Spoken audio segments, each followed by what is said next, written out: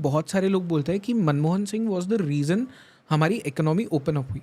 अब इसमें the person has passed away, तो let's not comment on everything, but मुझे एक क्लियर आइडिया ये चाहिए कि how much role was it of Manmohan Singh versus how much was the pressure from IMF कि आपको आपकी इकोनॉमी अब ओपन अप करनी ही पड़ेगी। ओके, सो सी क्या होता है कि बहुत हाइंडसाइट में ना बहुत बड़े बड़े इनिशिएटिव्स को हम लोग एक आदमी को कंट्रीब्यूट कर देते हैं बहुत सिंप्लीफाई करने के Yeah. लिए।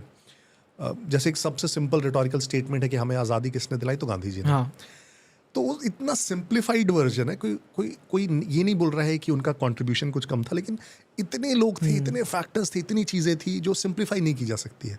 तो सिंपल इसमें भी इनफैक्ट बहुत सारे मैंने वर्जन्स पढ़े हैं जिसमें ये कहा जाता है। तो एक तो सबसे इंपॉर्टेंट जो मैं कह रहा हूँ कि हमारे पास ऑप्शन भी नहीं था। तो आप बोल सकते हैं ठीक है, थोड़ा बहुत लिबरलाइज करते, शायद इस हद तक नहीं जाते। दूसरा एक बहुत बड़ा रोल था PV नरसिम्हा राव का।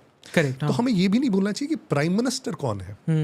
Finance minister any end of the day prime minister के एक्सप्लिसिट वेरी क्लियर कॉन्फिडेंस के बिना तो इस प्रकार के डिसीजंस और मैसिव डिसीजंस जैसे आप बोल सकते हैं देश को बदलने बदलने वाला कभी नहीं होगा। तो उस ये भी बहुत सारे वर्जन्स मैंने कई बार पढ़े हैं कि PV Narasimha Rao pushed it actually, okay. Right. But Manmohan Singh finance minister थे, एग्जीक्यूट करने वाले थे, वही रिप्रेजेंट करते, तो आपको उनको भी क्रेडिट देना पड़ेगा।